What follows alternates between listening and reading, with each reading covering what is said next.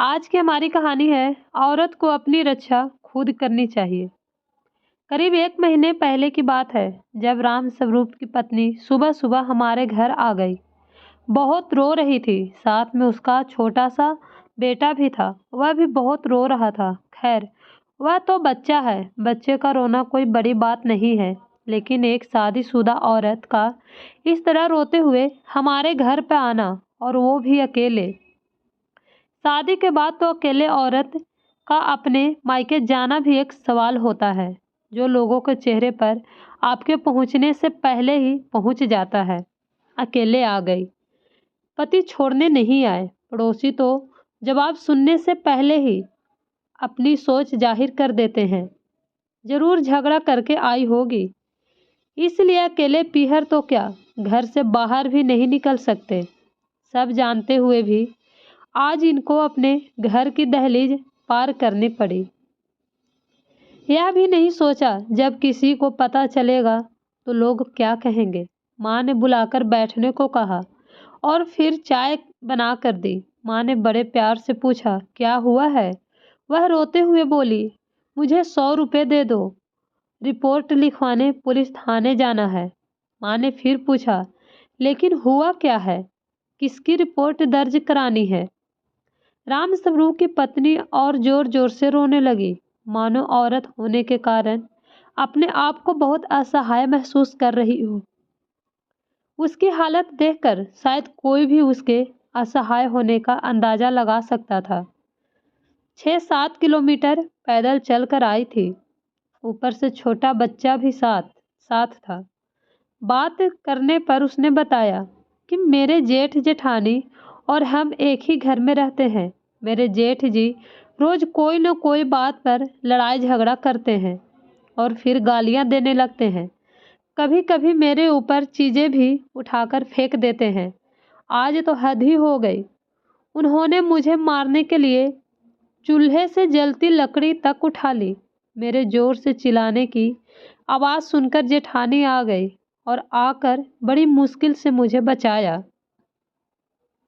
मुझे उनके खिलाफ थाने में रिपोर्ट लिखवानी है, उन्हें जेल में बंद करवाना है। यह बातें सुनकर माँ हैरान रह गई और उससे पूछा, राम स्वरूप को नहीं पता तेरे साथ ऐसा हो रहा है? माँ द्वारा यह पूछे जाने पर वह कहती है, उनको सब पता है भाभी जी, लेकिन मेरे पति छोटे भाई हैं, बड़े भाई के सामने कुछ नहीं बोल पाते। मैं मानती हूँ कि बड़ों की इज्जत करना हमारे संस्कारों में है, लेकिन जब बात सही गलत की हो या हो तब क्या हमारा यह फर्ज नहीं बनता कि हम सही के साथ खड़े रहें? ऐसा किसने कहा कि बड़े हैं तो हमेशा सही ही होंगे? राम स्वरूप की पत्नी की ही कहानी उठाकर देख लीजिए, जहाँ सारा फर्ज और कर्तव्य सिर्फ बड़े भाई के लिए ही है, पत्नी के लिए कुछ नहीं है। आखिर वह भी अपना घर, माँ बाप, परिवार सब कुछ छोड़कर सिर्फ एक इंसान पर भरोसा करते हुए आती है। वह कितनी निराश होगी जब उसे उस इंसान का भी साथ नहीं मिलता होगा। खैर, यह सब बातें जहन में चल ही रही थी कि पिताजी भी आ गए। पिताजी पेशे से वकील हैं और इस लिहाज से जब राम स्वरूप की पत्नी ने उन्हें देखा तब उसकी आंखों में उम्मीद की एक किरण जागी। वैसे भी पिताजी गांव में लोगों की काफी मदद करते हैं। माँ ने सब कुछ पिताजी को बता दिया। पिताजी का जवाब सुनकर तो मानो उम्मीद के सारे दिए एक साथ बुझ गए हों। उन्होंने कहा, यह सब छोटे मोटे झगड़े होते रहते हैं। मारने के लिए लकड़ी उठाई, लेकिन मारा तो नहीं ना। तेरे शरीर पर मार के निशान भी नहीं है। वहां थाने में तेरी कोई नहीं सुनेगा। तू घर जा, मैं उसको फोन करके समझा दूंगा। दूसरी बात, चल तेरे कहने पर मैं थाने में रिपोर्ट लिखवा भी दूंगा, पर तुझे रहना तो उसी घर में है। घर की बात बाहर जाएगी और फिर बदनामी होगी।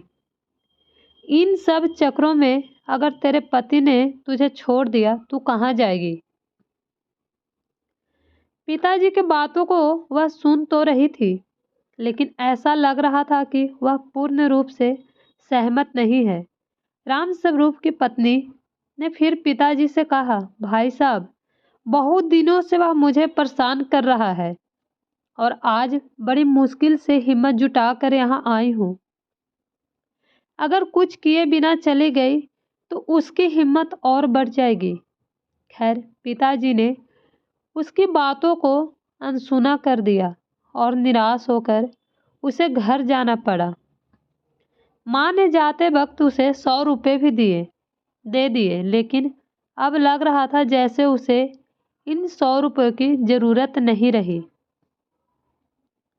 उसके जाने के साथ ही मेरी बेचैनी बढ़ने लगी और मैं यह सोचने लग गई कि क्या सोच रही होगी। किसी ने मेरा साथ नहीं दिया, अब क्या करेगी और कहाँ जाएगी वह। यह कहानी सिर्फ राम स्वरूप या उसकी पत्नी की नहीं है, बल्कि ऐसी कितनी औरतें हैं जो कभी समाज के डर से तो कभी पति के छोड़ देने के खौफ से यातनाएं झेलती रहती है। यह चीज़ें खासकर ग्रामीण इलाकों में ज़्यादा देखने को मिलती है। हमारे देश में रोज ना जाने कितनी औरतें के साथ ऐसा व्यवहार किया जाता है।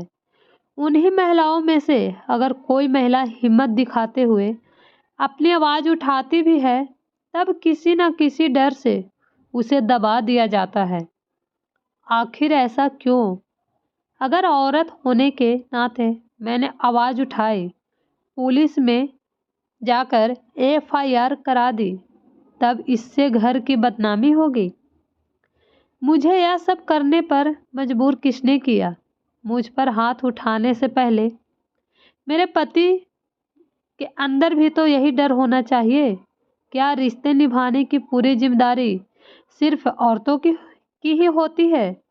अगर गलती से भी कभी उसने अपने आत्मसम्मान को बचाने की कोशिश की, तब वह सब रिश्तों में अकेले पड़ जाती है। मैं मानती हूँ कि बहुत सी महिलाएं अपने अधिकारों का दुरुपयोग भी करती हैं और ऐसे कई मामले वर्तमान में सामने आए हैं, लेकिन इससे सच्चाई को नकारा नहीं जा सकता। मैं अंत में उन सभी महिलाओं से यही कहूँगी कि यह लड़ाई आपकी है और कोई दूसरा आपके लिए अपनी आवाज़ बुलंद करने नहीं आएगा। यह लड़ाई आपको खुद लड़नी होगी। अगर आपको ये कहानी पसंद आए तो मेरे चैनल को लाइक एंड सब्सक्राइब ज़रूर कीजिएगा। Thank you so much.